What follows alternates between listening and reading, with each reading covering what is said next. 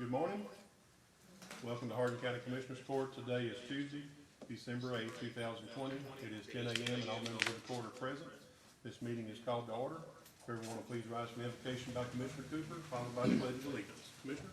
Yes, Judge, before we go to prayer, I would like to pay tribute to the memory of two longtime Hardin County residents who passed away this week. One is Mr. Billy Payne. This court had the opportunity of recognizing Mr. Payne in his retirement from the county here about a year ago. And he was a longtime sheriff here, bailiff, and very instrumental in a lot of people's careers at Hardin County, and we will definitely miss him. The other one is Miss Gail Duplessis, who is the wife of longtime chaplain for the sheriff's office, Reverend C.M. Duplessis. And she is also instrumental in the lives of many Hardin County residents.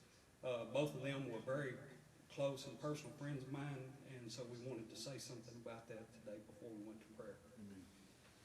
Lord, we ask you to be with us today as we go about the business of the county. We ask you, God, to make the right decisions concerning our citizens. We ask you to be with the families of Mr. Payne and Ms. Duplessis in the days to come. And be with this court today. In Jesus' name we pray. Amen. Amen. I pledge allegiance to the flag of the United States of America and to the republic for which it stands, one nation, under God, indivisible, with liberty and justice for all.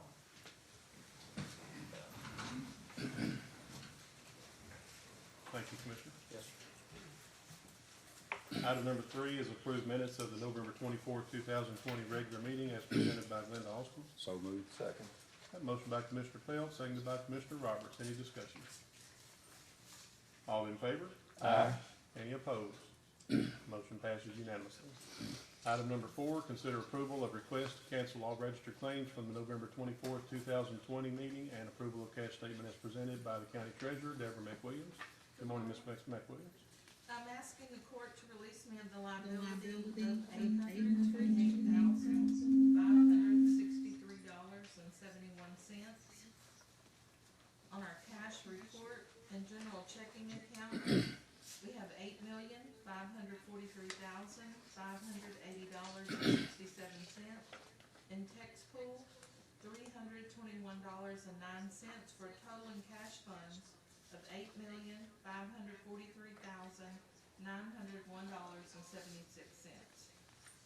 Move to approve as presented. Have a motion by Commissioner Kirkendall, seconded by Commissioner Cooper. Any discussion? All in favor? Aye. Any opposed? Motion passes unanimously. Thank you, ma'am.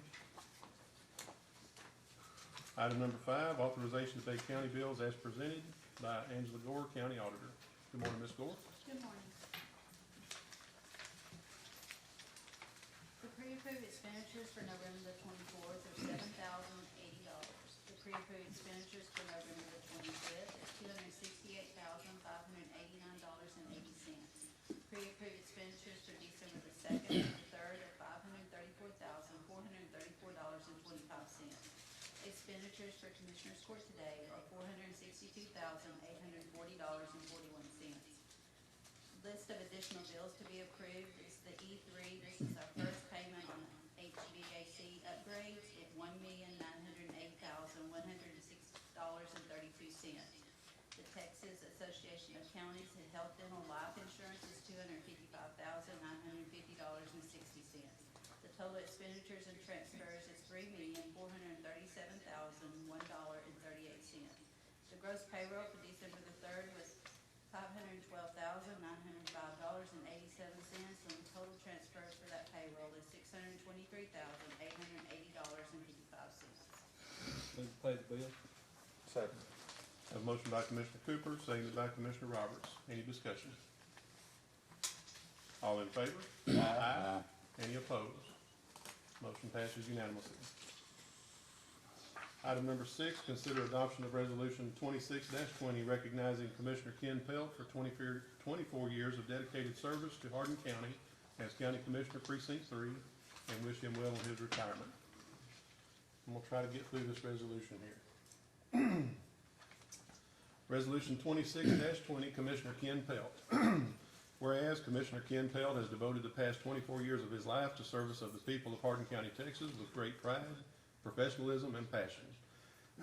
Excuse me. And whereas Commissioner Ken Pelt was born in Sour Lake, Texas to Charlie and Murdy Jacobson Pelt, graduated from Sour Lake High School in 1958, was a graduate of Sam Houston State College in 1964, and also received his management certificate from SMU. And whereas Commissioner Ken Pelt roughnecked on land and worked for Shell Oil Company and Watson Oil to pay for college, and was president and CEO of Petroleum Well Services Incorporated for 24 years. And whereas devoted husband, Commissioner Ken Pelt, has been married to his wife, Vicki Colander Pelt, for 30 years. He is a loving father of daughter Tracy Pelt Brown and son Darrell Pelt, and has 4 grandchildren.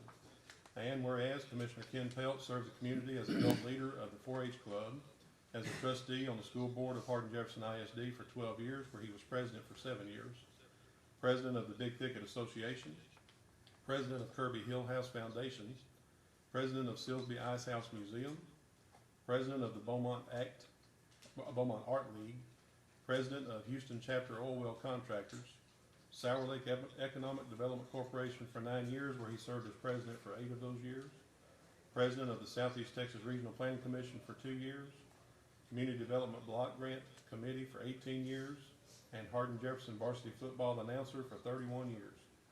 And whereas Commissioner Ken Pelt's many honors include awarded the top 500 fastest growing private companies in the United States by Inc. magazine in 1983 and in 1984, received the Sour Lake Old Timer Award in 2017, Sour Lake Old Timers Day Citizen of the Year in 2015, and Hardin County Historical Commission Lifetime Achievement Award in 2017.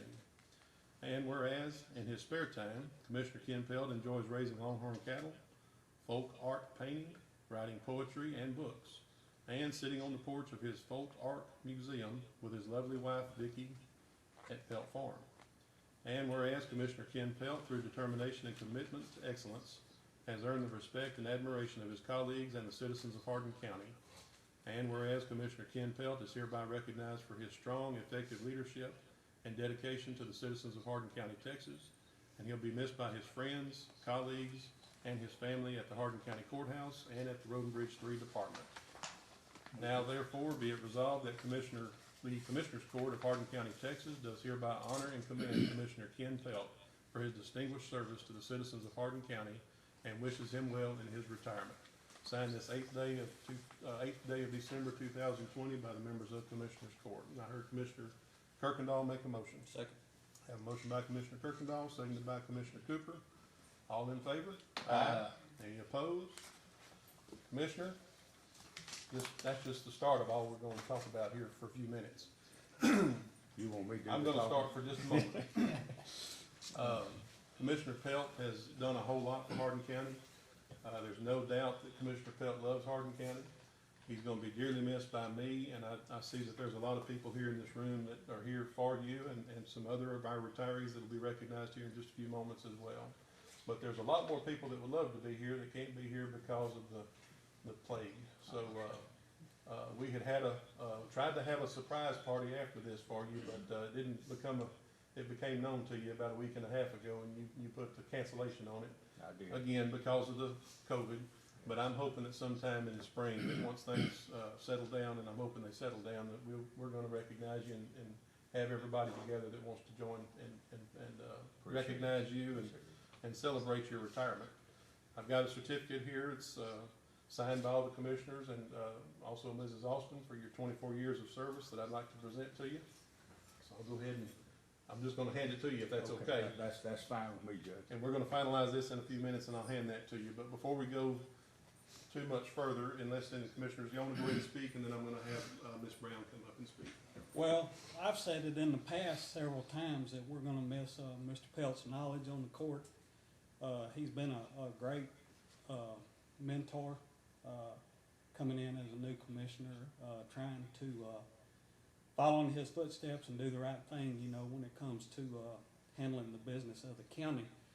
I will tell off a little bit, and it's not anything against any of the other commissioners, but I was paid a high honor by late Judge Billy Caraway. He told me one day, he says, you keep doing what you're doing, and you're going excuse me, you're going to be the next Ken Pelt on this court. And I thought that was a great honor. So thank you, Mr. Pelt. Thank you, Judge. Absolutely. I've always referred to him as Sam Houston. And same thing, Ken's helped us out and is full of knowledge and advice, and always humble to give it and help the whole court. And what I like about Ken is he's active with all of the historical society and all of that, and so I appreciate that. And just being genuine and being real, you know, your accomplishments speak to your heart, and I appreciate your heart. Thank you, Commissioner. Mr. Roberts? I love being last because everybody says what I want to say. But anyway, it's just been a pleasure being on the court with you, Ken. Such a gentleman, such a great man. I've gone to him several times for advice. He's always been willing to give it to me. Sometimes I didn't like the advice, but it was true advice and stuff I needed to hear. I'm gonna miss you. Gonna miss sitting next to you in here in court. I hope you have a long and happy retirement.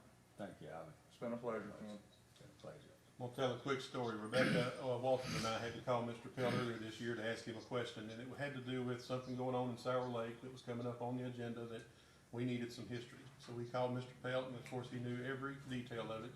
I think the history that he started telling us, I think, started in 1903, and he starts telling us all about it. But it was very, very beneficial to us. And when we ended that call, I said, Mr. Pelt, he said, do you need anything else? I said, I do. I've got one more question. I said, after December 31st, are you still going to allow Rebecca and I or anybody else to call you and ask you these kind of questions? Because I don't know where we're going to get this information. He said, let me tell you, December 31st, I'm turning in that county phone, and I may or may not give you my new number. I'll let you know. But there's lots of stories that can be told, I'm sure. That's good. I know other people would maybe like to say a few things, but I'd like to invite Laney Brown up first. Laney Brown represents Congressman Babin, who couldn't be here today.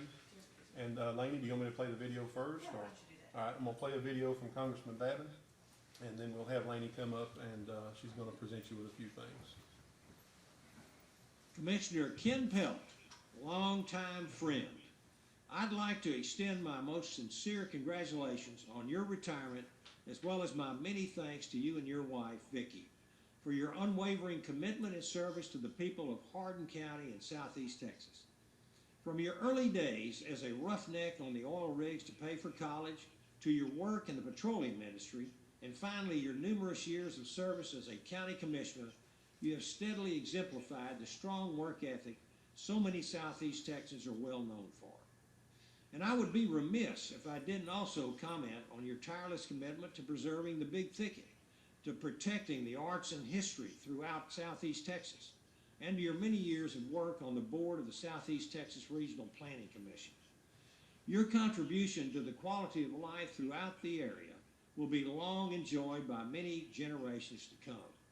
I wish you an abundance of wonderful days ahead on Pelt Farm, taking in the beautiful scenery, savoring an afternoon on the porch with Vicki, and contemplating your next painting or poem or book. Thank you for serving your community so diligently all these years and with such great integrity. And once again, congratulations. May God bless you, your family, the good people of Hardin County, and the United States of America. Thank you, Ken. God bless. Pretty awesome. Pretty awesome. Can you meet Miss Brown? Yeah. All right, she's got some things for you. I know Laney. All right. I could stand up. You okay? Okay, go ahead. Laney. Commissioner Pelt, Congressman Babin really wanted to be here today, and I'm sorry I'm your consolation prize, but we did get a video for you. Something that was important to him, though, to acknowledge your commitment to Hardin County and southeast Texas. He had a flag flown over the United States Capitol for you in your honor. Then I have a certificate as well I'd like to read. It says Certificate of Special Congressional Recognition. The accompanying flag was flown over the United States Capitol in honor of Commissioner Kenneth Pelt and presented on the 8th day of December 2020. Thank you on behalf of the people of the 36th Congressional District for your many years of service to the people of Hardin County and southeast Texas. Enjoy your retirement. Brian Babin, Member of Congress. Thank you.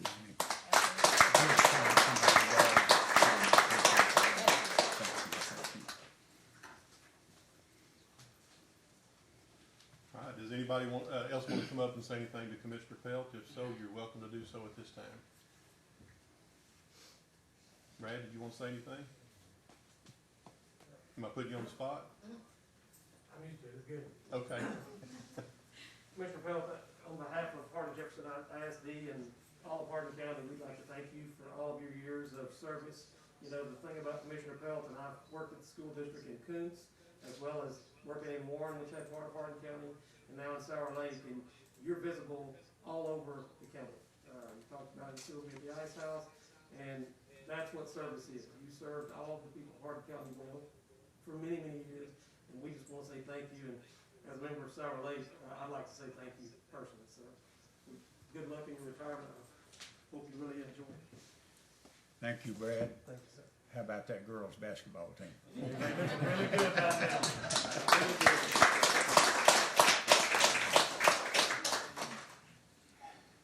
Anybody have anything else they'd like to say? All right, well, I'm having technical difficulties here, but give me just a moment and get back where we're supposed to be.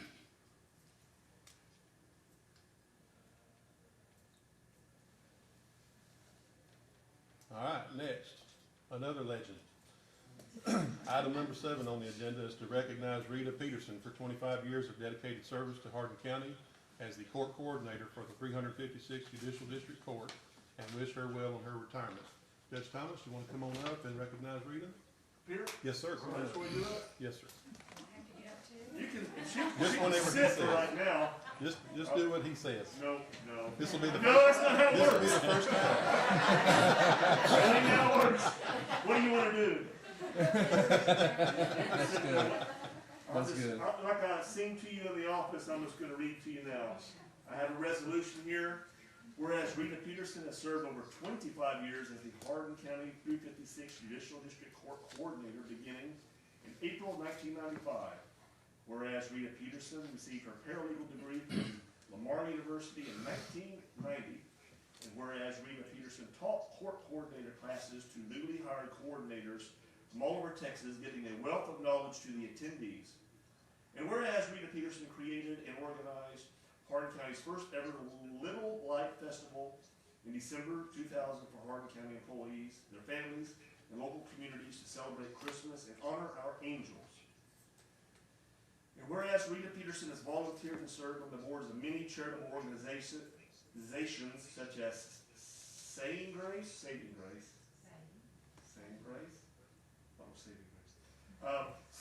summer food program, cooking and packaging food for needy Kuntz children and their families, disaster recovery and relief, hurricane relief, business and professional women's club, granting scholarships to senior girls, the Kuntz Public Library, sponsoring the summer reading programs with free books and movies to all its Hardin County patrons.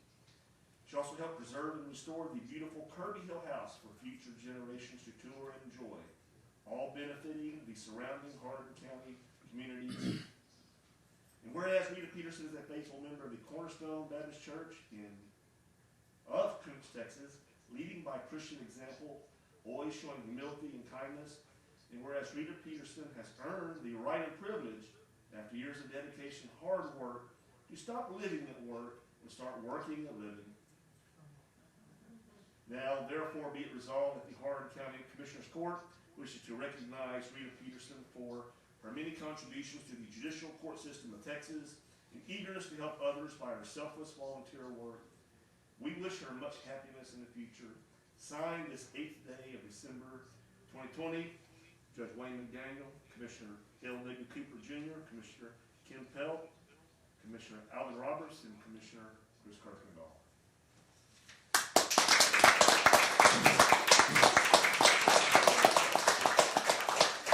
And I also have a certificate, mask down, off.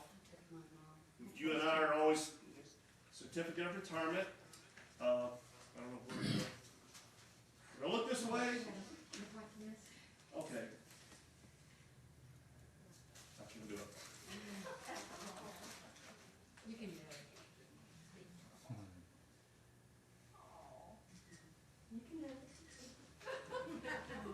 Well, I will say something. I wasn't gonna say anything about Ken, but I've known Ken for a long time. I'll say this while you gather your thoughts. You know, Lost him. I always wanted to be a lawyer's secretary because I always watched those Perry Mason movies. So I wanted to be Dallas Street, and I got to live my dream. So you think about that. And I worked for some of the finest, most learned lawyers I could ever work for, with Mr. Kirby, Brett Plunk, and this fine young man here. And Ken was one of Mr. Kirby's clients. We helped him a lot. And in that, working with him, we found out we were kin to each other. So I want to tag on to you. That's where I got all my smarts and love was from Ken Pell. And I have enjoyed working for you. You've been one of the most kind, honorable young men I've ever met. So I've enjoyed that very much, and I have been blessed and honored to work for you and to learn from you. So whatever you have to say about me, it can't be as much as I've enjoyed working for you. Y'all, if I can get it out. When I came here 9 years ago, I thought you were gonna be retiring then. It's just kind of funny how things worked out. She says that she did a Vulcan mind meld or something, or hypnotized him when I came up here that day. Something happened. It was one of the best decisions I've ever Put a made. spell on him. She put a spell on me. That's true. I know. I came up here thinking, That's okay. awesome. Anyway, she's much more than a court coordinator. She's been office manager, budget officer, public relations liaison. I've seen her talk people off a cliff, talk lawyers down to people. She's always showed them respect. Everybody she talked to, didn't matter who they were. She's just great at that. She served as psychiatrist, counselor, and mainly she's been one of my best friends that I have. We'll miss you. I miss you too. That's But I'm just right around the corner, down on the street, remember? I know. Sorry. Well, I love all of y'all too. I want to say it has been such a joy and what a great experience to work here for 25 years. Y'all are some of the finest people I've ever met. Thank you very much. I love all of y'all.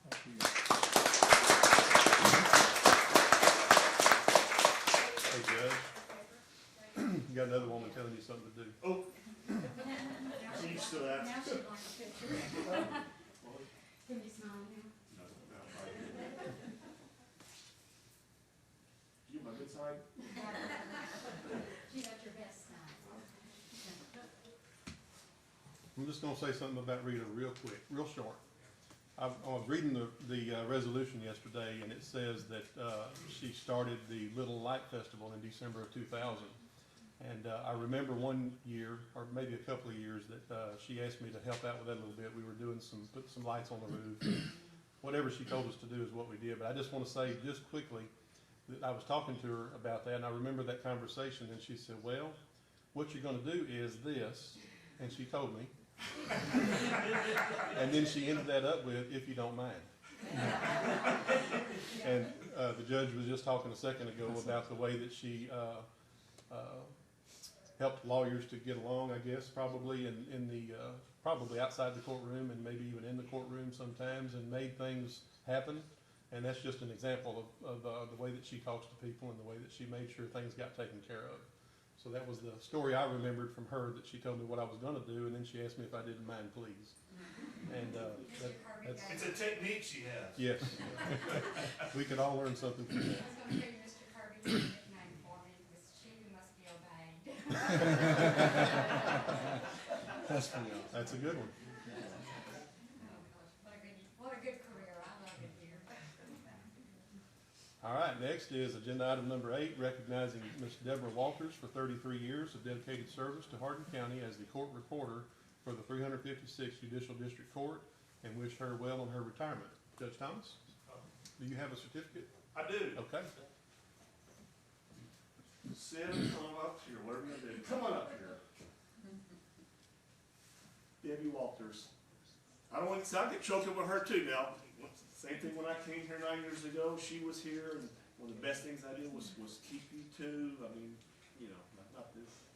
Anyway, She's one of those, a lot like Rita, she refused to allow us to throw her a party. We wanted to throw her a party, what was it, a year and a half ago? And she didn't even want to do this. And it wasn't until Rita retired, she was, okay, well, I'll come up there as long as Rita shows up. Rita didn't want a party either, but I appreciate you so much. You taught me so much. When I started here, she made this a book, basically, of transcripts from hearings that Judge Plunk had. So I had all these scripts, but she had to spend a great deal of time. I still have it up there. It's the scripts for every type of hearing, but she did that for me. And there was no one more dedicated than Debbie Walters. She's one of those. She was here. I remember her calling me, I'm going to be 3 minutes late. You know, I'm going to get here at 8:03 or something. But she would call. She was that conscientious. Anyway, I appreciate you, everything you've done for me. And Thank you. 33 years she was here. Wow. Can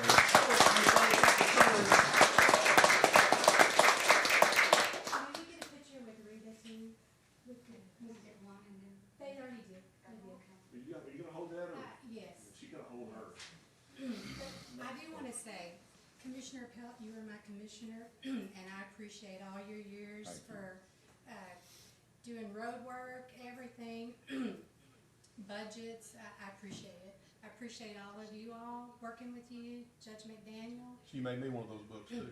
Did she really? Yes, she did. Very helpful. I still use it. Thank you. You're welcome. She was more like my child when I came here, and we've known each other for so long that she was my extra girl. That's She right. was my Becky too. That's right. And I I- do want to thank Judge Thomas because he kept us all together. Yes. Red, Rita, and I, family. And you're one of the most honorable judges in integrity that I respect so much. This judge works. He works. Yes, he does. He is a worker. And it has been a pleasure to work for you. And they're still my family. When we do group text, I call them my work family, and that's just how I feel about them. So, anyways, Oh, come on.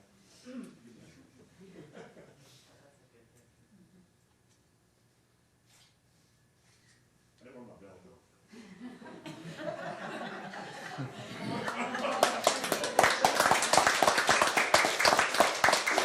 Thank you, Judge. I love you, Mr. Bell. Love you, Judge.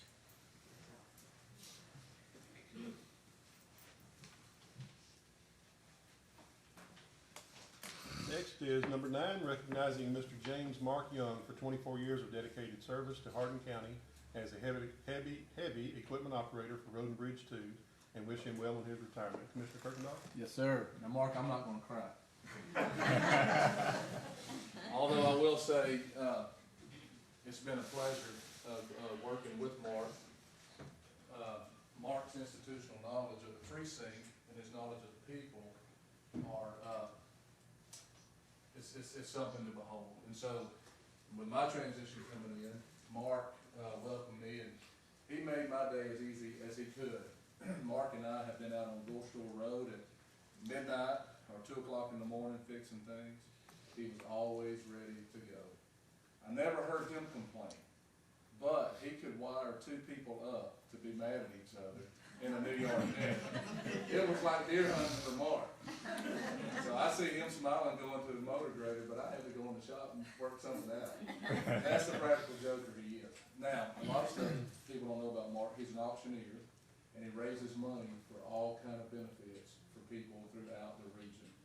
And he does it. He volunteers his services. He's amazing at that. He's got one of the biggest hearts of a man that I've ever seen. He will weep when someone goes through a hard time. He loves children, and when children are hurting, you can tell Mark's hurting. Mark is also a fantastic cook, and all the things that we do at the shop, he always was in charge of it because he is always so good. He can make a pot of chicken and dumplings that rivals Jason Griffin's. He hadn't cooked pot of chicken and dumplings yet. And he can fry fish, but Mark is an amazing man. He's also a mule trader. He trades mules, and he would take his vacation, which I'm so glad you're retired, because you cost me 5 weeks a year. But he was usually trading mules, but he would go to Oklahoma mule sales and what have you. He has a wagon, and they do a lot of trail rides and stuff for benefits for other people. Mark is one of the most selfless people that I've ever met in my life, and it has been a privilege and an honor. And it was tough to see him go. In fact, his time request off, I denied it, trying to get him to stay. But I want to give you this certificate and award you also with this jacket. And I can put this over there. So it's a jacket with Hardin County on it in 24 years, and you've well deserved that. And so it's been a pleasure and an honor, and I'm glad you're not moving away. No, that don't work.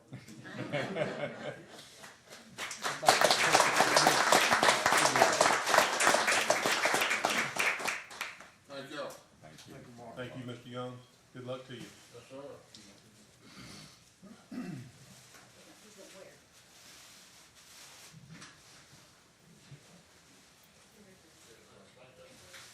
Commissioner Pelt and Ms. Peterson, one quick note from Representative White.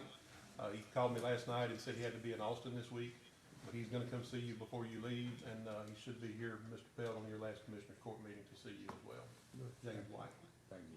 Yes, sir.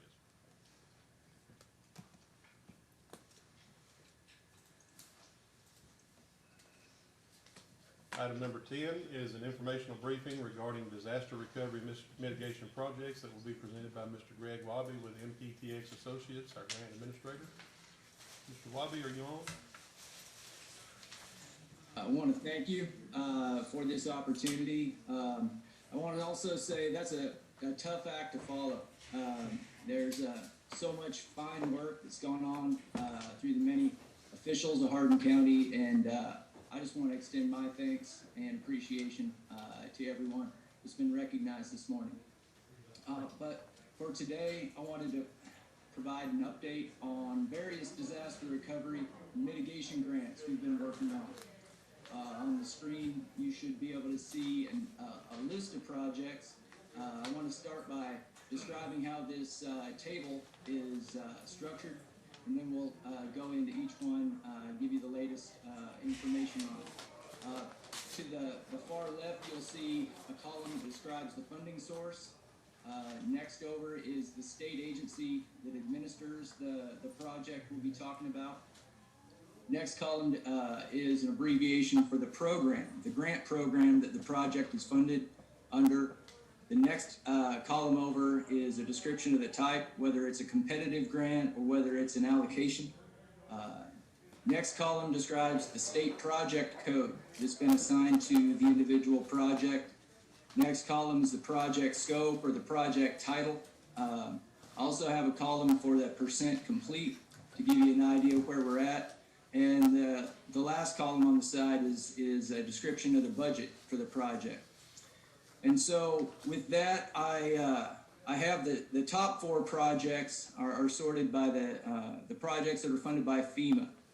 The first one on this list is a stormwater detention pond project. This is the expansion of an existing detention pond from 30 acres to approximately 100.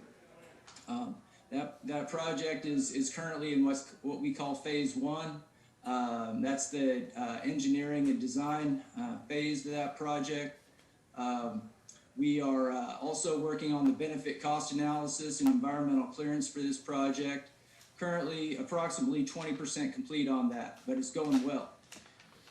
The next project on the list is what we refer to as a P361 hurricane safe room.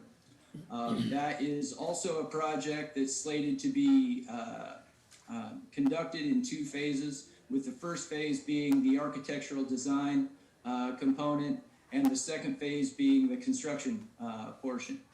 We received an email from TDEM on November 18th, which informed us that this phase one has been approved and that this project, we can expect a grant award letter to be coming in the next few weeks.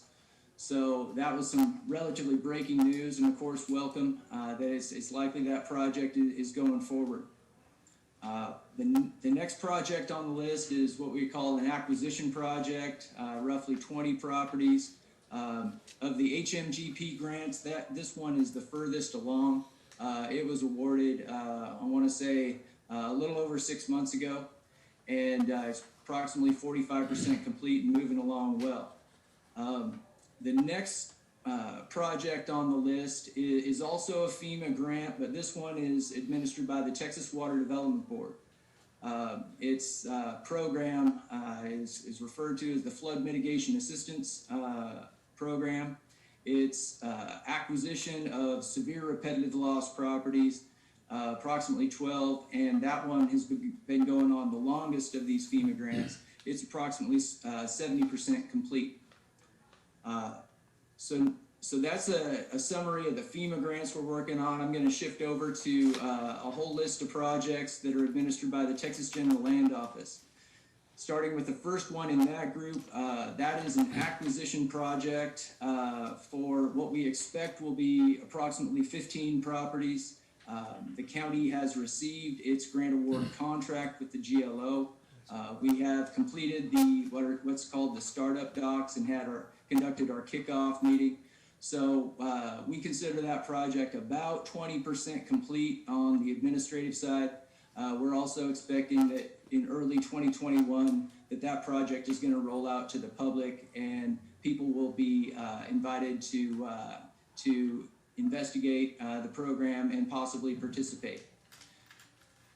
That is the only acquisition project that we're pursuing through the Texas General Land Office. The whole list of the next 7 are all what we consider infrastructure projects, and these are all in the category of disaster recovery under the Texas General Land Office. And I'll start with the first one in that group. That is for a flood control detention pond in the general vicinity of Saratoga. That is what we consider project number 1 in our list. The next 3 on this list are what are considered mid-size off-road capable fire trucks. And what the county is currently pursuing is these types of fire trucks for the Saratoga, Kuntz, and Silsby volunteer fire departments. The next one on the list is our newest infrastructure project. That is for road improvements on Gore Store Road up in the northern portion of the county, Precinct 2. The next one on our list here is a radio tower project that would actually not just relocate, but actually construct a new freestanding radio tower in the general vicinity of Silsby on higher ground than the current radio tower is located.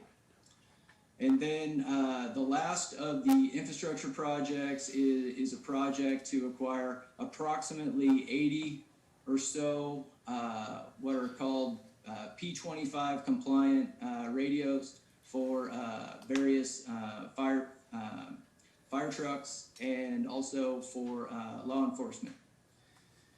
So those 7 are all grouped within a single request for funding that is being currently administered by the Texas General Land Office.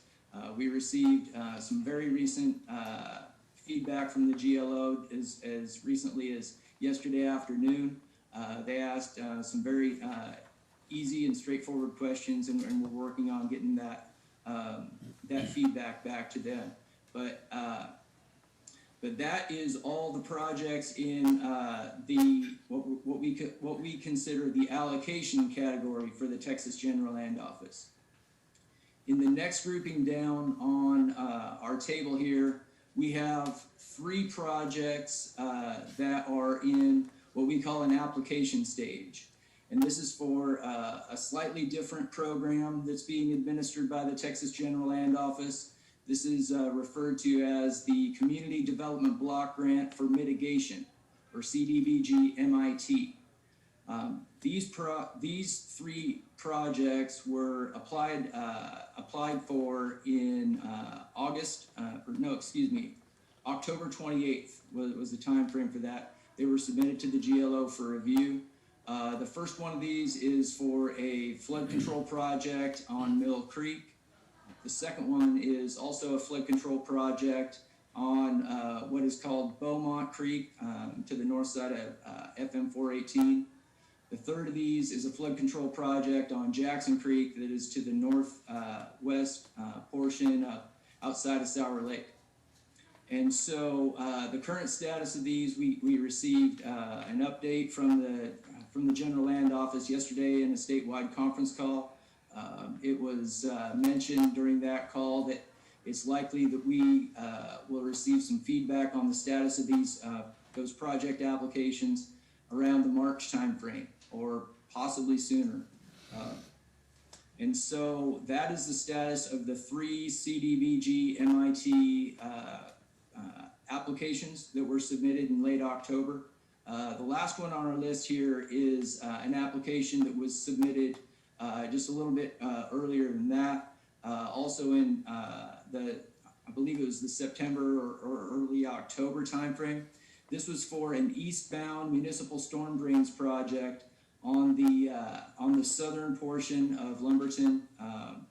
It would consolidate and organize and redirect stormwater and direct it eastward towards the Neches River.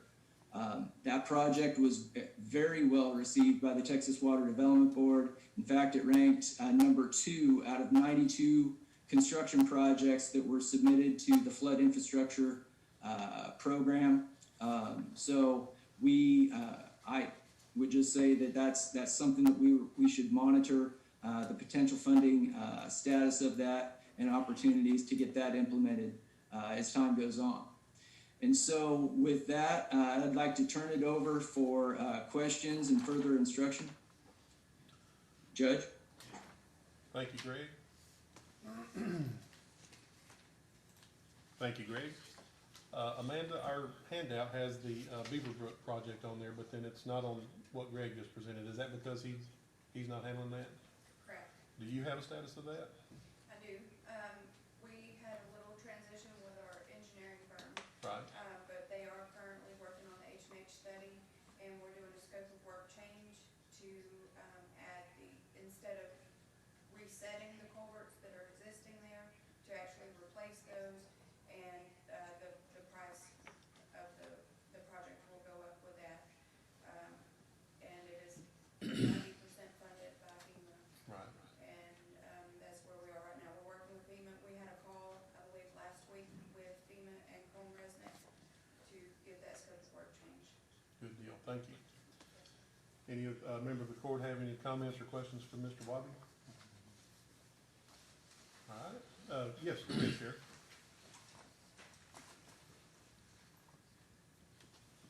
I'm unmuted here or not, Judge, can you see me? Bottom yourself? left. No. Looks like it's unmuted, I'm thinking. Okay, go ahead. Hey Greg, Sheriff Mark Davis, a couple of questions on your GLO grant. Is that an all or nothing when you're looking at your fire apparatus, and then the urgent needs and the radio towers? Is that an all or nothing for that block, or is there a possibility that some of that would get approved and some of it would be declined?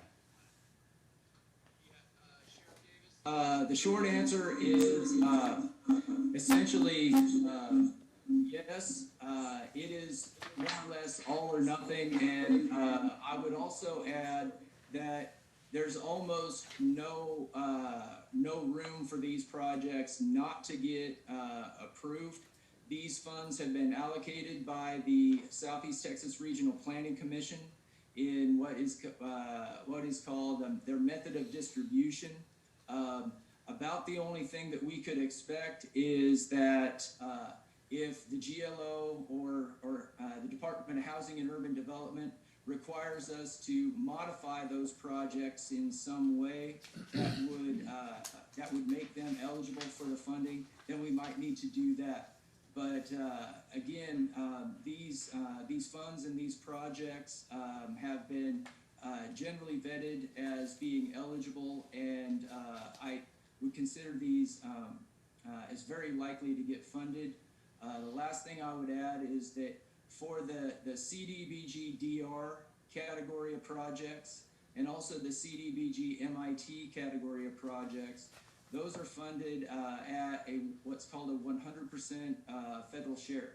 In other words, there's no local match for those grants, and therefore those are both fantastic programs and very well administered by the general land office. And so, Yeah, we're very is there any excited. information I can- Yeah, we're very excited on that. That was good news. If you could look at your crystal ball, can you tell us at some point if this continues to progress satisfactorily and things come to be, any idea on when funding would be allocated to start spending money?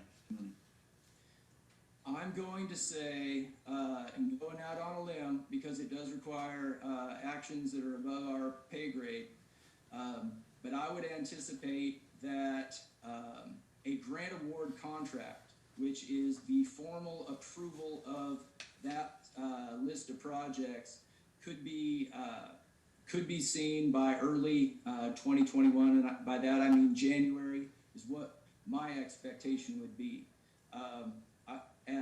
From there, there's a cycle of what's called a kickoff meeting. There is startup docs, which we've already got a running start on that.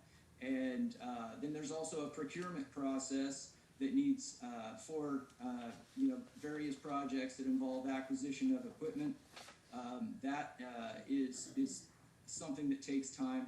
And so, but with those expected timeframes for those major steps in the sequence, I would anticipate being able to actually spend money and see physical equipment landing in Hardin County. It's realistic by late spring is not out of the question.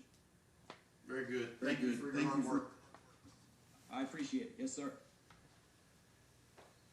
Thank you, Sheriff. Anybody else have anything further?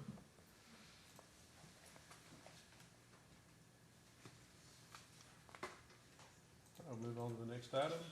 Number 11, presentation of a draft version of the 2021 Hardin County Atlas. I'm presenting that to the members of the Commissioners Court on behalf of Carl Marshall with the Southeast Texas Regional Planning Commission, who could not be here today. And he's asked that any of the commissioners have any changes to those atlas, please let him know no later than this Friday. And then he plans to present those to court on January 12th. Any comments? Yes, sir. Number 12, discussion and possible action regarding the minimum bids received for properties which are bid in trust to Hardin County, presented by Mr. Keith Treadway with McCreary, Vazelka, Bragg, and Allen. Good morning, sir. Good morning, everyone. Yeah, there's nothing overly unusual about these two. I'm presenting because I wanted to be here for Commissioner Pelt's retirement.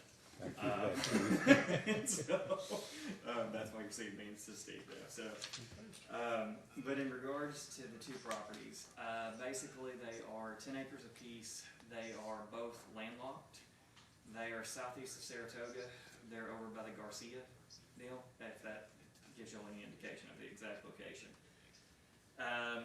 The one that is probably the closest to access, our estimate is that you'd have to buy close to 60 acres to get to the access. That's why the purchase price is so low. We had two other properties that sold in the same sale. One brought over 40, one brought 24,000. There was money in the room. They just weren't interested in this. And so basically both of these two properties were previously offered under our standard rules twice, where it's, 50% the first time, 25% the second time. There were no bids. When it came to this one, the one that went for 1,000, we had an initial offer for 500. It got bid up to 1,000. When we offered the second one, the same person offered 500 and nobody bid against it. And so the other side is these two properties are not adjacent. And so it's not like you're getting actually 20 acres in the same spot. They're two completely different locations. And so basically we're just looking for approval so that we can get them back on the tax roll and get them moving again. And maybe somebody can do something with them that will actually be worthwhile more than just sitting there growing while the timber company cuts everything around them. Sounds good. Do we have a motion? I move we approve. Second. A motion by Commissioner Cooper, seconded by Commissioner Pelt. Any discussion? All in favor? Aye. Any opposed? Motion passes unanimously. Thank you, Keith. Thank you. Appreciate you being here. Thank you.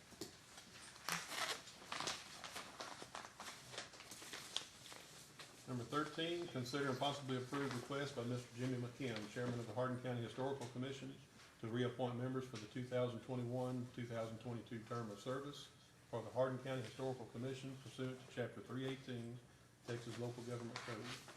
We have a list that Mr. McKim has presented to us. Move to approve as presented. Second. Have a motion by Commissioner Kirkendall, seconded by Commissioner Cooper to approve the list as presented. Any discussions? All in favor? Aye. Any opposed? Motion passes unanimously. Number 14, consider request for authorization to submit 3 invoices for payment in the amounts of $7,435.35, $2,670.70, and $26,766.67 payable to Hart Intercity for ballots. If approved, also consider approval of the following budget transfers and amendments. That'll be $13,863 out of the equipment expenses in the election budget, spread out among election supplies and miscellaneous. A transfer from the retirement line item of $349 to the FICA taxes line item in the election budget. And then an amendment in the amount of $22,245 from the contingency general line item in the Commissioner's Court budget into the salaries and fringes line items as listed on your agenda in the elections budget. Move we pay the invoices as presented. Second. A motion by Commissioner Pelt to pay the invoices as presented, seconded by Commissioner Cooper. Does your motion also include these budget transfers and amendments? Yes. All right. And Commissioner Cooper, you second that? Yes. Any other discussion? All in favor? Aye. Any opposed? Motion passes unanimously. Number 15, discussion and possible action concerning request by Commissioner Chris Kirkendall to reclassify an operator in Rosenbridge 2 Department from part-time to full-time, increase the pay rate, and amend the budget to reflect the changes as follows. Would be a transfer of $12,174 from the part-time to the full-time line item in the Rosenbridge 2 budget. And then another transfer in the amount of $28,038 from the materials and supplies line items spread out across the salaries and fringes line items as listed on the agenda. Commissioner Kirkendall? I appreciate the court considering this. I'm moving a young man that I hired when he was 18 for summer help. He's been a shop hand and our needs have increased. He's gotten his CDL license and he's been operating some equipment for us. We've been utilizing him within the precinct. And so moving it from part-time to full-time is the next thing that we should do. Like I said, we've been working in well over the 20 hours because of the needs of the precinct. And on the pay rate, that is starting pay for a heavy equipment operator that we bring in precinct 2. So the other pay was whenever he was, like I said, 18 and we hired him for summer help. And so this is the starting pay for a heavy equipment operator. So moved. Second. Have a motion by Commissioner Cooper, seconded by Commissioner Pelt. Any discussion? All in favor? Aye. Any opposed? Motion passes unanimously. Thank you. Yes, sir. Item number 16, authorization for county judge to sign memorandum of understanding between Hardin County and Altus Lumberton Hospital for the purpose of COVID-19 testing. Move we approve. Second. Have a motion by Commissioner Pelt, seconded by Commissioner Cooper. And just for the record, that is an Abbott Labs machine that Sharon Whitley acquired from the state. It has to go to a CLIA-approved lab. The only one we have in Hardin County is the one at Altus. So they've agreed to house it there. Any Hardin County employee that needs to be tested, as long as Sharon can obtain the testing kits from the state, we can send them there to be tested once it's set up and running, and she'll let us know when that happens. Oh, that's good. And then Altus will be able to use that machine to test anybody else using their own testing kits to test any member of the public, but they'll charge their insurance for that. Any other discussion? All in favor? Aye. Any opposed? Motion passes unanimously. Thank you, Mr. Number 17, consider authorization for county judge to sign an agreement for Hardin County Health Department to partner with the Texas Workforce Solutions to create temporary employment opportunities to assist with Hardin and Orange County work duties. So moved. Second. Have a motion by Commissioner Cooper, seconded by Commissioner Roberts. Any discussion? All in favor? Aye. Any opposed? Motion passes unanimously. Item number 18, authorization for county judge to sign jail contract between Silsby Independent School District Police Department and Hardin County. This contract will allow the Hardin County Jail to house, support, maintain, and confine any person arrested by the Silsby ISD Police Department for a Class C misdemeanor offense at no cost. So moved. Second. Have a motion by Commissioner Cooper, seconded by Commissioner Pelt. Any discussion? Judge has, the county attorney signed off on it. Yes, sir. Yes, sir. All of the agreements brought to court today, Mrs. Walton and Mr. Minnick have reviewed all of those and approved them as to form and content. Thank you. Should have mentioned that earlier. I apologize. Any other discussion? All in favor? Aye. Any opposed? Motion passes unanimously. Number 19, present results of bids submitted for overlaying approximately 2,000 feet on Matthews Drive, 1,875 feet on Clear Lake Road, and 1,000 feet on Johnson Lane, located in Precinct 1, and possibly award to successful bidder. I just want to call to everyone's attention that the agenda that was posted and filed with the clerk had a typo on it. It said Precinct 2, but both of these roads are located in Precinct 1, and we are going to move forward today with taking action on these items. For the record, if Yes. the commissioner wanted to overlay some roads on precinct 2, we'd let it. Go ahead. And Ms. Sims, will you go ahead and present these to us? I'll go ahead and take responsibility, that was my mistake, by the way. Thank you. Bids were opened on November 30th, 2020 at 2 p.m. in the purchasing department front office. Erica Singletary and Stacy Eckert were present. We only received one bid, and it was from CMM Construction for $2.50 a square yard. I move to award to CMM. Second. Have a motion by Commissioner Cooper, seconded by Commissioner Kirkendall. Any discussion? All in favor? Aye. Any opposed? Motion passes unanimously. Thank you. Number 20, discussion and possible action concerning purchase of the 12,000 square foot storage facility located at 104 West Monroe Street, Coombs, Texas, from Ms. Wanda Stratton, That's okay. in the amount of $425,000. If approved, $200,000 in coronavirus relief funds made available to Hardin County via the CARES Act can be utilized toward this purchase. Mrs. Stratton is here. Members of the court, we all have a copy of the inspection report and the appraisal that was conducted on this building. It's all been sent to you prior to today, so you'd have time to look it over.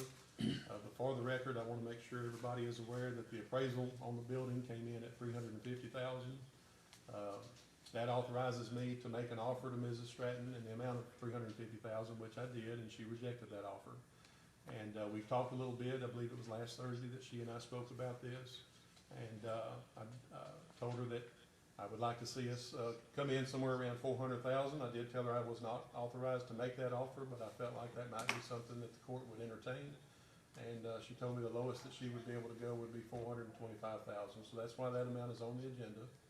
And there's also some notes on here that Ms. Stratton has provided to Ms. Sims that we've all read before today, talking about the appraisal. And Mrs. Stratton agreed to come here today and talk to us and tell us why that she feels like the building is worth every bit of the $425,000 that she's agreed to take for it. So with that said, Ms. Stratton, do you have anything else you want to say that I haven't said or want to hear it from your mouth? I'm sorry, go ahead. I've never been before the court before. Well, I did not know what to expect. yes, ma'am. And what to bring forth to you. So I sat down and I wrote a book to you. Okay. I'm sorry. No, that's okay. It's very short, but I'm gonna go through my spiel, which you have already done a lot of, except to say, I'll tell you what I'll do. I'll just tell you, there is 4 pecan trees on this property, and they still produced very heavily, which is never noted in any of the surveying or the appraisal. There is, and they still produce very well. People all over we always gave the permission of our customers to pick them up if they wanted them. They're paper shell pecans, very, very good pecans. So that wasn't in there, and I say location, location. My building is located very close to the courthouse, as you very well know, and within walking distance if you need the exercise to go, which I don't need because I'm too old. I'm 79 years old. It's time for me to retire from my storage units and move on with life. Early this spring, as the COVID came in, I took and washed all of the storage walls and rolled up doors and sanitized it myself. Then I painted the doors from the entry. The building is so set up that the first half is my climate control storage units. The second half is an empty warehouse, which I didn't use, my children did, but I did not. But I took very good care of the front of my storage buildings. And I welcome each of you. I would appreciate each of you coming and seeing the building for yourself so you can see what I'm talking about. I take pride in what I have. And I would love for you to see that. Anyway, the main thing is, like I said, location, location. Behind me is the city police station in the back of my building. In the front is the sheriff's office. I call it my front door. So what I call this, security. Security, security. I've got it both ways. No wonder I've not had any break-ins. Who would tackle two of them? You know what I mean? But anyway, what I'd like to say is the location of my building is on a 4-lane highway that leads to Sour Lake, Saratoga, Honey Island, and I'm in the middle of the town. Good location and a good piece of property. I have a road on the front and a road on the side. Very easy with an asphalt pavement and large asphalt pavement that I am proud that we put in. It says in the appraisal that my building was built in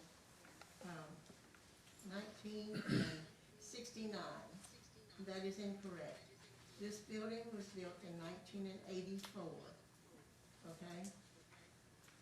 The reason the 1969 is mentioned is that's the year that I moved to Koontz from Winnie, and my husband and I opened the Western Auto Store many years ago. There was a little building there, which was owned by Mr. Wheeler, Henry Wheeler, that we purchased, and then we built the building that's there today in 1984, not 1969. Okay, then in 2001, we took the first half and we put it in climate control storage units. And the people that we asked to build our building was from Dallas, a very good company. And as you see the building inside, you will see how the structure is not cheap, for one thing. It was well built. It has a top, a mesh top on every unit in there. So no one from the next unit can climb over and get from the next unit. Okay, so that's secure. Also, I have a keyless entry to my building. My customers, as they rent from me, I program their code of 4 numbers in there. So whenever they move out, or they don't pay their bill on time, the number is kicked out. I have control of who comes and goes in that manner. You would use that same unit if you wanted to. There would be no keys handed out to people to go into your building. You would program their number in if they have access to the building. And whenever they no longer are employed, or you no longer want them to go into the building, you knock their number out. Security. Okay? Yes, I was asking, you know, when we first met, the judge and I was back there in the back, and we talked about, he said, what are you asking? I've never put this on the market. What are you asking for your building? And I said, $550,000. But for the county, I'll take $500,000, didn't I? Yes, ma'am. I sure did. And we left it there. Now, I told them I was a good negotiator, that's how I got it down to 500, but that's not how that went. She did look back on it. I'm sorry, I burst the bubble No, when no, you're there. it's fine. Burst the bubble when you're there. No, But I what told I'm them. saying is we've been very open, he and I, back and forth. And, so anyway, I I would like to say that, I asked him, I said, do I have a timeline to let my renters know so that they can find another storage place and move? And he said, my goal is 30 to 60 days, but we will work with you, renters, in any way necessary to make things as easy as possible on them. I appreciate that, okay? My renters, my customers are very, very important to me. I had just rented my last 2 storage units to a lady the day before. Total $200. I felt it necessary to return her money, as it would be unfair for her to move in and then move out in a month or 2. I told her I was negotiating to sell my building, and she understood. Moving is not easy, whether you're moving in or moving out, you know. I've had some renters to leave because they did hear I was trying to sell. I also had people calling for a unit, which I graciously say I have none to rent because all of a pending situation. This is no fault of yours or mine. It is a fact. My income has dropped. Therefore, I'm asking you today to come to an agreement on a price we can both move forward on. My asking price, of course, was $500,000, and the appraisers appraised my building for $350,000. No one sells their property for the appraisal value, but I would like to sell it for. Oh, let me show you something. I forgot. Can I pass these out? Sure. Okay. I told you I had a little here. Sorry. Can I get you to pass those around? And I made more than what you need. I didn't know how many you had. I should have called and asked you. That's okay, thank you. But, I would like to sell it for that appraisal value. $456,980. That was from the Hardin County Appraisal District, okay? Seriously though, I am willing to meet with you halfway, $425,000. And I will make no more improvements to the building. This is a very good price. That is a very large building on a nice piece of property, centrally located and close to the courthouse. And don't forget, we've got plenty of security. The building has a keyless entry that I've already told you about. It has a battery backup when the electricity goes off. The magnet on the door keeps the door locked. There's no running water in the building, no bathrooms. This saves on burst pipe in the winter and water flooding if they should burst. Your only expense will be electricity and yard upkeep. Oh, there's money to be saved there too. Not much grass to cut. I feel the price of $425,000 is a steal. I hope you agree. The back warehouse is just a warehouse. Nothing fancy. It does have a loading dock though. And in closing, I want to invite all of you to follow me to a neat deal we can get to. But I promise you, you will not be disappointed, and you will feel good about the choice you have made. The building was built, like I told you, in 1984. Again, my asking price, $425. Oh, we do that. But you meant $425,000. Oh, I did, I saw it. Oh, I told you I was nervous, or did I tell you, I was nervous. Yes, ma'am, but don't be nervous. But thank you. Yes, sir, Mr. Payne? Judge, I'd like to make a comment, Yes, sir. a couple of comments. One, Ms. Stratton, for not having been before court, you did an excellent job. I agree. Thank you. I just jotted down here after reading the appraisal and stuff. First, the type buildings that mostly the appraiser looked at, the type storage buildings where you enter from the outside in cubicles, I don't think the county would even consider that type of a building. This building here is more what we would build. Second thing is, the buildings that were a lot of them that were compared were in Orange County and Jefferson County, which means very little to us. This building has the proximity to the courthouse that only if we built our building on the property over here that we talked about years ago, would it be as convenient. The fact that we believe that we'll probably get $200,000 from the CARES fund, and the proximity to the courthouse and the type building that it is, to me, makes a lot of sense for the court to purchase this building. And I also see that she's been paying taxes on $456,000, which, Well, there's, I believe that you and the appraisal district settled on 208,000, is that right? Okay, so I do go down there every time I get my appraisal. Yes. Or from the yearly, trust me, they know who I am. Oh, here she comes again, yes, I'm here. But, it is true, I have fought to keep that down low. Maybe that was to my disadvantage. I don't think so. Okay. But, she's paying taxes on 208,000, is that And I correct? just paid my taxes this morning. Oh. By the way. well, we appreciate that. But the appraisal district had appraised it at $456,000, yeah. Yes, they did, sir.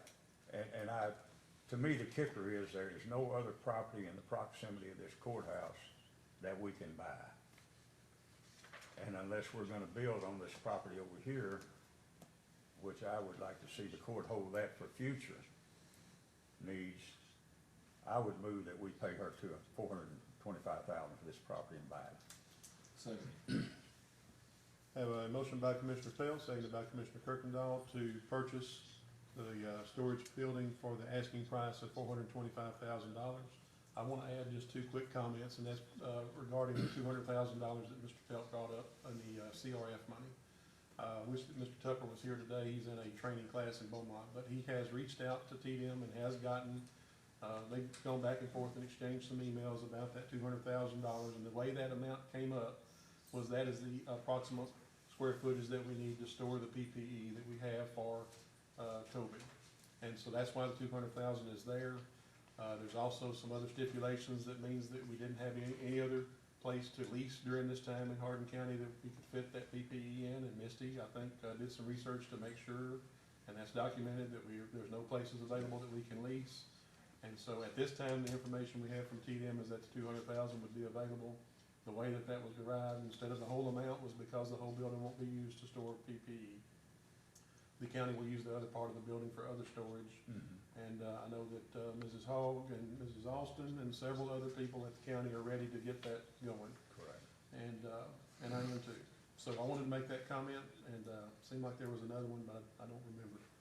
Commissioner Cooper? Yes, you did a good job also, like Mr. Pelt said in your presentation. You should be a real estate agent, really. You did real good. Hey, 79 years old. I would like to say that I'm gonna go along with the motion that Mr. Pelt made. However, my personal opinion would be, do not give over $400,000 for this piece of property based on the information we have here from the evaluators and the shape the property's in and things like that. And the reason behind that is, you have to understand that we are dealing with the taxpayers' money. Regardless of what we do here today, we're gonna get flack over it in the public. There'll be people that say y'all made a good choice, and then there's gonna be some that's gonna critique us on what we do in a negative way. But like Mr. Pelt said, I think, and you did it as well, location, we're gonna be saving money as opposed to building what we had thought we were gonna build. So this is gonna come in handy. I just, like I said, I'm going along with this, but my recommendation would have been to go 400,000 on that. And that's all I got, Judge.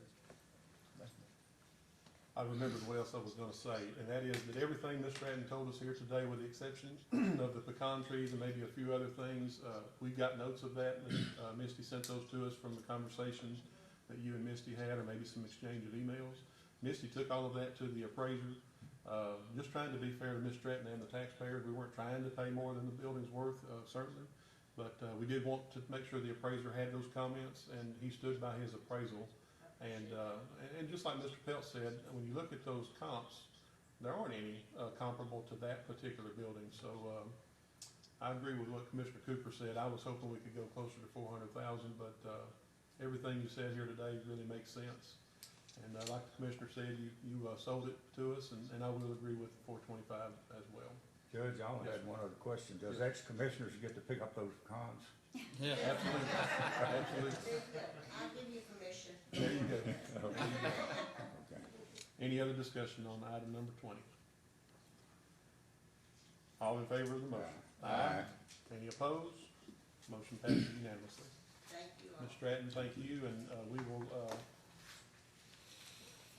that motion, let me go back to that real quick. The motion says the purchase price is $425,000, but there's gonna be some closing costs as well, and it shouldn't be a lot of money, but we need to make sure that's included in the motion. That's included. All right, so the purchase price will be $425,000 plus any reasonable closing cost. Mr. Kirkendall, do you still second that? Can we do a revote Okay. like we're doing? I mean, Yeah. all right, all in favor? Aye. Any opposed? Motion passes unanimously. Thank you again, Ms. Stratton. Thank you. And I will, find out, get you a time frame, but I know that we've got to have possession of the property no later than December 30th to use that federal money. So I'll be getting with you later today or tomorrow and give you an ETA on that. Can I get all of you to come to my storage units today? I've been there, and you're right, it's in great shape, the climate area. Anybody else that would like to join her, I'm sure. I've got a pretty full schedule. I'm sorry, I didn't see you come. Thank you. Thank you, yes, ma'am. The item we've all been waiting for, discussion only of any item not on the agenda without taking any action. Is there any official present that would like to say anything in the audience? Any member of the court? I just have one item, and that is that I've asked everybody that's gonna be sworn in for the new term, I've asked them all what their preference is on January 1st or January the 4th, and they're about half and half. So, if y'all would like, we could set it for January 4th, and anybody that wants to be sworn in on the 1st, I'll be glad to come up here, come to your house or whatever, and give you, at least swear you in so that you're official, and then you can join us for the ceremony on the 4th. And there's only one new elected official here that I'm really looking at to make sure would that be okay with you. I'm almost positive that you and Trey both said January 1st, but it's about half and half. I know the sheriff had also said the 1st, and I actually have quite a few that says doesn't matter to me, just tell me when to be there. So, is the 4th good with everybody or not? Sheriff, 4th good with you? I'm good either way, Judge. Okay, all right, so we'll, set that, meeting, it'll be a special meeting, January the 4th at 10 a.m. Anybody that wants to be sworn in before the official ceremony, let me know, and I'll be glad to do that, or get you the paperwork. If you have somebody else that you want to swear you in, I'll get that to you. If you haven't already signed, your, statement of officer, Laura has those for you to sign. And I do believe we have everybody's bonds, or at least they're in process of getting to us. Yes, sir? I'll take you up on the 1st because, as you know, I have to re-swear all of my deputies. Right, We're gonna do that on the 1st, and so. I'll be here. We'll do it here. All right. I guess this is the item we've all been waiting for. Move to adjourn. Have a motion by Commissioner Kirkendall, seconded by Commissioner Cooper to adjourn. All in favor? Aye. Judge, I just had one comment. Yes, sir. You didn't ask me to say anything. When? Wait, a while ago? Yeah. Well, I'm But sorry. But I Go do ahead. have something. Yes, sir. And I wanna make sure that all the commissioners stay and we take a picture with you. It has been an honor to serve the people of Hardin County. It's been a privilege. I worked with a lot of great elected officials, appointed officials, and Hardin County employees. I believe Hardin County has the best county group of people of any county I know, and I know Chris and Nubbin and Alvin have heard horror stories at continuing education about the problems in their county and how they can't get along. And one time Judge Caraway and I went to continuing education at Longview, and that court had taken the complete road and bridge fund away from one of the commissioners. They couldn't take his salary, but things like that, I'm very proud of Hardin County. I'm proud of the commissioners' courts that serve Hardin County, or have served Hardin County. And whoever put this resolution together, I think I know where a lot of it came from. But, I really appreciate it. Several times I had to pinch myself because it sounded very close to an obituary. But I thank God That's I don't need that obituary right now. Thank the people that raised all the prayers for me during my illness. And I'm gonna miss Hardin County, but I feel good about leaving it in Amanda's hands. I'm very pleased that she won this election, and I wish y'all the best. God bless y'all. Yes, sir. Thank you, Commissioner. And we are adjourned. We are adjourned. Yes, sir. We're gonna take a picture. We'll take a picture before we leave. Okay.